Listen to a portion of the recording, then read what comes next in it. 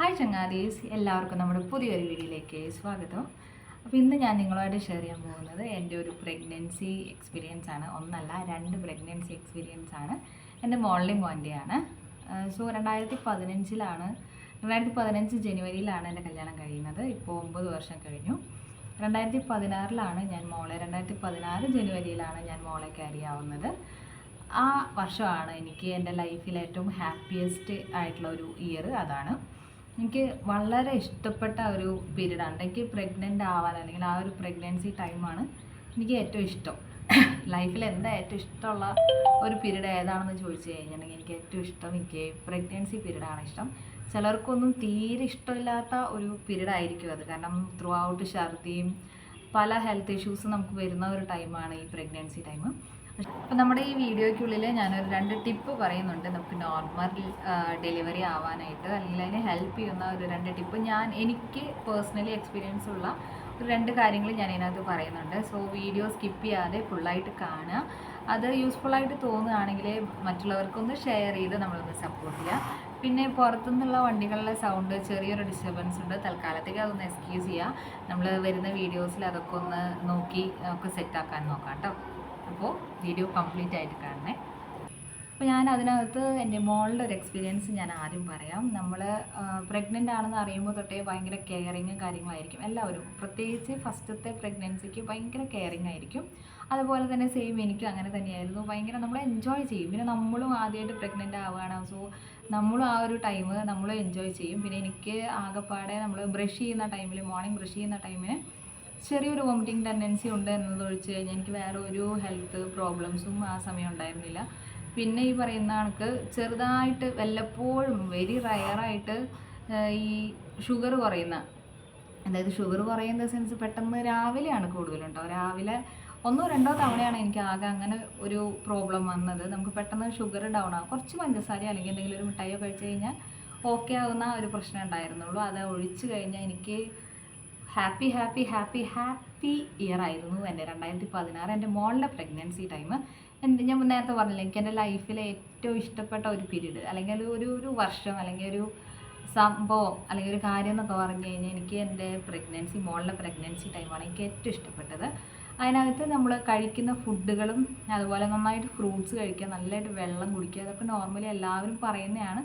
അതുപോലെ തന്നെ ഞാനും ഫോളോ ചെയ്തിരുന്നു. എനിക്ക് ഒരു തവണ മാത്രം ഓറഞ്ച് നമ്മൾ കഴിവതും ഒഴിവാക്കാൻ നോക്കുക കേട്ടോ. ചില ഓറഞ്ചിൽ മറ്റേ വലിയ നാരങ്ങ അത് ചിലത് ഇച്ചിരി പ്രശ്നക്കാരനാണ്. അത് എനിക്ക് ഒരു വട്ടം പണി കിട്ടി.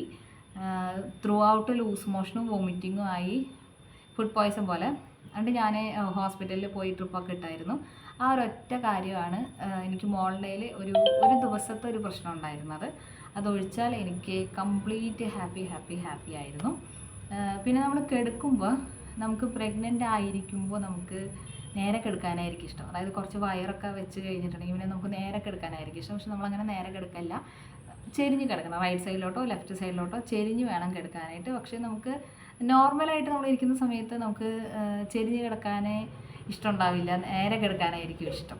തല തിരിഞ്ഞു പോയി.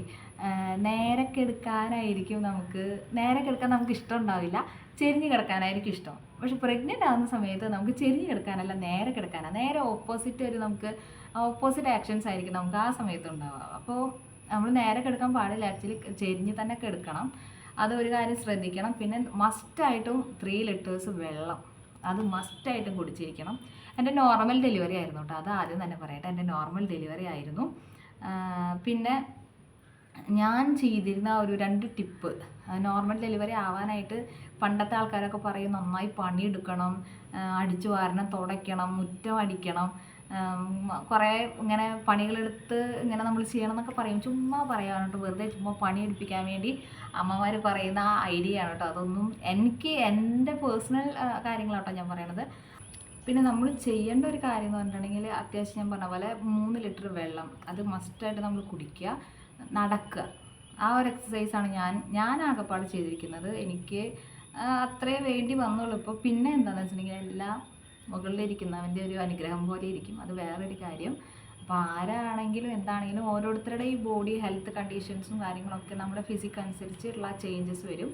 എനിക്കങ്ങനെ ആമിയുടെ എൻ്റെ മോളുടെ പ്രഗ്നൻസി പീരീഡിൽ എനിക്ക് വേറെ പ്രശ്നങ്ങളൊന്നും എനിക്കുണ്ടായിരുന്നില്ല. പിന്നെ ഞാൻ നമ്മൾ പൊതുവെ നമ്മൾ പ്രഗ്നൻ്റ് ആയി കഴിയുമ്പോൾ നമ്മളിങ്ങനെ നോക്കുമല്ലോ, ഇപ്പോൾ ഈ ആൺകുട്ടിയാണോ പെൺകുട്ടിയാണോ എന്ന് അറിയാനായിട്ട് ഇങ്ങനെ ചില സിംറ്റംസ് പെൺകുട്ടികൾക്ക് ഉണ്ടാവും, ചില സിംറ്റംസ് ബോയ്സിനായിരിക്കും ഉണ്ടാവുക.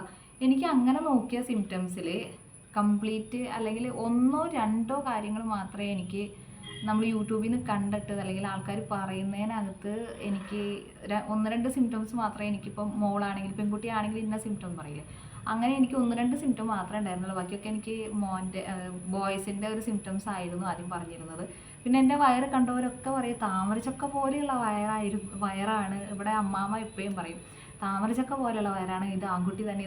അപ്പോൾ എനിക്കും ഓട്ടോമാറ്റിക്കലി എൻ്റെ മൈൻഡിൽ ഓക്കെ ഇത് ആൺകുട്ടിയാണ് നമ്മളിങ്ങനെ കുറേ ഇങ്ങനെ കേട്ട് അതായത് ഒരു 9 മാസം അല്ലെങ്കിൽ ഈ വയറാവുന്നത് തൊട്ട് ഒരു 4-5 മാസം നമ്മൾ ത്രൂ ഔട്ട് ഇതിങ്ങനെ ഓരോരുത്തർ പറയുന്നത് കേട്ട് എനിക്കും തോന്നി ഓക്കെ ആൺകുട്ടിയായിരിക്കും. അങ്ങനെ എൻ്റെ ഡെലിവറി ടൈം എടുത്തു. എനിക്കൊരു 14 ദിവസം മുമ്പ് ആയിരുന്നു എൻ്റെ ഡെലിവറി. 14 ദിവസമായിരുന്നു. 14 ദിവസം മുമ്പ് എനിക്ക് ഡെലിവറി ഉണ്ടായിരുന്നു. ഞങ്ങൾ ജസ്റ്റ് ഡോക്ടറെ കാണിക്കാം, എനിക്ക് എന്തോ ഒരു ക്ഷീണം പോലെ അങ്ങനെയൊക്കെ പറഞ്ഞു. അപ്പോൾ ഇങ്ങനെ തോന്നി എനിക്ക്. അപ്പോൾ ഞങ്ങൾ ജസ്റ്റ് ഒന്ന് ഡോക്ടറെ കാണിച്ചിട്ട് ഇനി എന്തായാലും ഒരു 2 വീക്സ് ഉണ്ടല്ലോ എന്ന് വിചാരിച്ച് ഡോക്ടറെ കാണിക്കാൻ പോയതാണ്. കാണിക്കാൻ പോയപ്പോൾ അവർ പറഞ്ഞു എന്തായാലും വേദന വന്നാലേ ഇനി എന്തായാലും പ്രസവിച്ചിട്ട് പോകാമെന്ന് പറഞ്ഞു. അങ്ങനെ നമ്മുടെ സിനിമയിലൊക്കെ പറയില്ലേ മറ്റേ പപ്പക്കായ കുത്തിയിരുന്ന ടൈമിൽ പ്രസവിച്ചു എന്നൊക്കെ പറയുന്നാൽ അങ്ങനെയാട്ടോ എനിക്കത് ശരിക്കും ഒരു ദൈവത്തിൻ്റെ ഒരു അനുഗ്രഹമാണ്. എനിക്ക് അങ്ങനെയാണ് കറക്റ്റ് എനിക്ക് അങ്ങനെ തോന്നിയത്. ഒരു സൺഡേ ആയിരുന്നു, സെപ്റ്റംബർ 25 എൻ്റെ മോളുടെ ബർത്ത്ഡേ.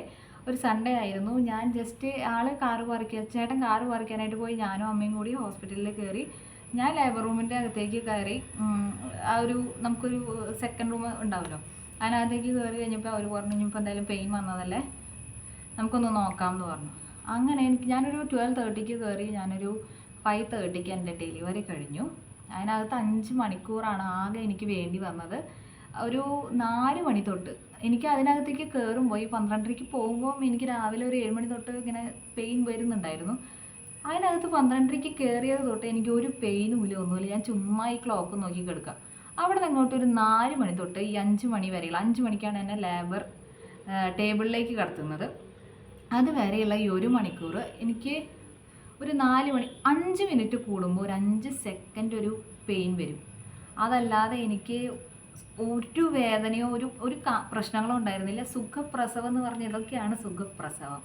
അടിപൊളിയായിട്ട് ഒരു പ്രശ്നമില്ലാതെ എനിക്ക് എൻ്റെ മോളെ കിട്ടി. ആള് വെയിറ്റ് 2700 ഉണ്ടായിരുന്നത്. മേ ബി അതും ഒരു കാരണമായിരിക്കും. ചിലപ്പോൾ ചിലവർക്ക് ഇപ്പോൾ 2500 ആണെങ്കിൽ ഭയങ്കര പെയിനുള്ള ആൾക്കാരൊക്കെ ഉണ്ടാവും. പക്ഷെ എനിക്ക് എൻ്റെ മോളുടെ നല്ല സുഖപ്രസവം എന്ന് പറഞ്ഞതാണ്. അങ്ങനെ നല്ല സുഖമായിട്ട് ഞാൻ എൻ്റെ മോളുടെ ഡെലിവറി കഴിഞ്ഞു. ആൾക്ക് ഇപ്പോൾ കുഴപ്പമൊന്നുമില്ല. ആൾ 2ാം ക്ലാസ്സിലാണ് പഠിക്കുന്നത്. ആമിയ എന്നാണ് പേര്.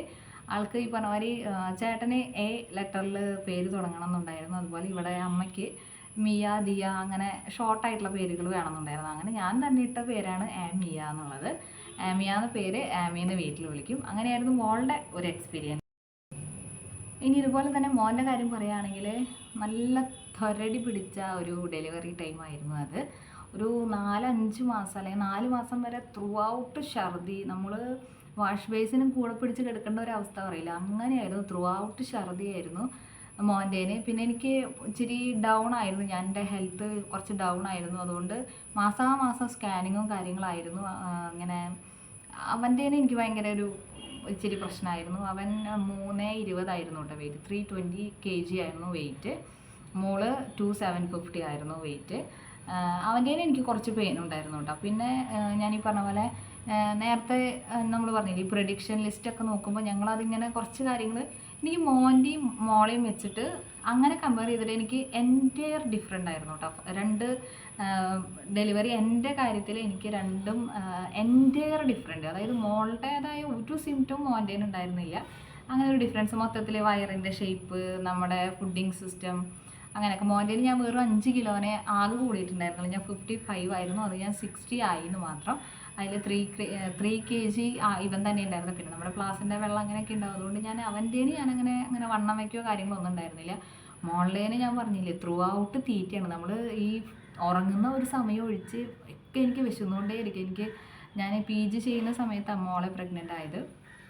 ക്ലാസ്സിലൊന്നും പോകാൻ പറ്റില്ല, കാരണം ഇരിക്കാൻ പറ്റില്ല, അത്രയും വിശപ്പായിരുന്നു. എന്നിട്ട് ഞാൻ 14 കിലോ കൂടി ഒഴിച്ച് വേറെ കാര്യങ്ങളൊന്നും ഉണ്ടായില്ല. മോൻ്റെന് വെയിറ്റ് ഇത്രയും ഗെയിൻ ആയി. പിന്നെ മോൻ്റെ ഡെലിവറി ഈ പറഞ്ഞ പോലെ എനിക്ക് തലേദിവസം ചെറിയൊരു പെയിൻ ഉണ്ടായിരുന്നു. പിന്നെ ഒരു പുലർച്ചെ 1 മണിയൊക്കെ ആയപ്പോഴത്തേനും എനിക്ക് ബ്ലഡ് ഡ്രോപ്പ് ചെയ്യാൻ തുടങ്ങി. അപ്പോൾ എന്തായാലും എൻ്റെ അടുത്ത് അഡ്മിറ്റ് ആവാൻ പറഞ്ഞ ഡേറ്റ് തന്നെയായിരുന്നു ജൂലൈ 22. അപ്പോഴവൻ്റെ ബർത്ത്ഡേ ജൂലൈ 22 ഈ മന്താണ് അവൻ്റെ ബർത്ത്ഡേ. അപ്പോൾ എന്തായാലും അന്ന് നമ്മുടെ അടുത്ത് അഡ്മിറ്റ് ആവാനായിട്ട് പറഞ്ഞിട്ടുണ്ടായിരുന്നു. പിന്നെ ഈ മോർണിംഗ് ആവുന്നത് വരെ നോക്കി നിൽക്കേണ്ട ആവശ്യമില്ലല്ലോ എന്ന് കരുതി നമ്മൾ നേരെ ഹോസ്പിറ്റലിലേക്ക് വിട്ടു. ഒരു 3:15 ഞാൻ അവിടെ എത്തി. 6:10 എൻ്റെ ഡെലിവറി കഴിഞ്ഞു. ഒരു 2-2.5 മണിക്കൂറിൻ്റെ ഉള്ളിൽ നമ്മുടെ ആ പരിപാടി അങ്ങ് കഴിഞ്ഞു.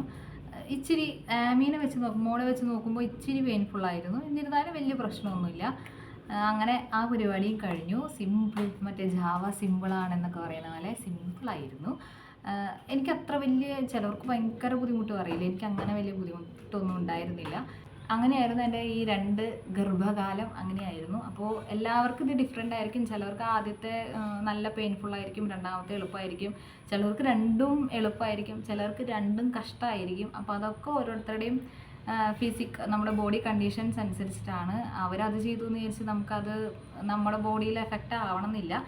പിന്നെ ഞാൻ ചെയ്ത നോർമൽ ഡെലിവറിക്ക് എന്ന് പറയാൻ തക്ക രീതിയിൽ ഇപ്പം ഞാൻ നേരത്തെ പറഞ്ഞ പോലെ പണിയെടുത്തങ്ങനെ അങ്ങനെയൊന്നും ഉണ്ടായിരുന്നില്ലെങ്കിലും അത്യാവശ്യം ഈ വെള്ളം കൂടി നടത്തം ഇതൊഴിച്ച് കഴിഞ്ഞാൽ പിന്നെ ഞാൻ ചെയ്തൊരു കാര്യം, ഒരു 7-ാം മാസം തൊട്ടിട്ട് ഞാൻ ധന്വന്തരത്തിൻ്റെ ഗുളിക, അത് ഞാൻ ആക്ച്വലി ഡോക്ടറോട് പറഞ്ഞു കഴിച്ചതല്ല.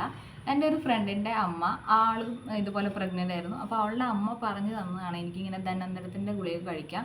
ഗ്യാസിൻ്റെ പ്രോബ്ലം ഉണ്ടാകുന്നവർക്കൊക്കെ അത് നല്ലതാണ്. ഉണ്ടെങ്കിലും ഇല്ലെങ്കിലും കഴിക്കാൻ പ്രശ്നമൊന്നുമില്ല. നമ്മൾ എത്ര മാസം 7 മന്ത് തൊട്ടാണ് ഞാൻ കഴിച്ചത്. റെഗുലറായിട്ട് മോർണിംഗ് കഴിച്ചിരുന്നു. നമ്മൾ മന്ത് പറഞ്ഞിട്ട് മാസം ഏതാണെന്ന് വെച്ചിട്ടുണ്ടെങ്കിൽ അത് പറഞ്ഞിട്ട് നമുക്ക് ഈ വൈദ്യരത്നത്തിൽ നിന്നോ അല്ലെങ്കിൽ കോട്ടയ്ക്കൽ നിന്നോ എല്ലായിടത്തു നിന്നും ഇങ്ങനെ ഈ ആയുർവേദ കടകളിൽ നിന്ന് കിട്ടും കേട്ടോ. ധന്വന്തരത്തിൻ്റെ ഒരു ഗുളിക, ഒരു ചെറിയൊരു ഗുളികയാണ്. അത് നമ്മൾ ഇടിച്ചിട്ട് കഴിക്കണം. അത് പ്രിസ്ക്രൈബ് ചെയ്യുക അവരെങ്ങനെയാണെന്ന് വെച്ചാൽ നമ്മൾ ചോദിച്ചാൽ അതവർ പറഞ്ഞുതരും, അതിനനുസരിച്ചിട്ട് അത് കഴിക്കുക. പിന്നെ ഞാൻ ചെയ്തേക്കുന്നത് കുറുന്തോട്ടി വേരില്ലേ, അതിൻ്റെ വെള്ളം തിളപ്പിച്ച് കുടിക്കുക.